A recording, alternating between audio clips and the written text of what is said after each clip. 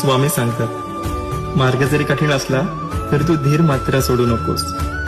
अंधार जरी पसरला तरी विश्वास मात्र ढासळू नकोस. कारण जे दिसत नाही तेच तुझं खरं बळ आहे. तू फक्त पुढे चालत राहा. मी तुझ्या पाठीशी आहे. तुला श्री स्वामी समर्थ.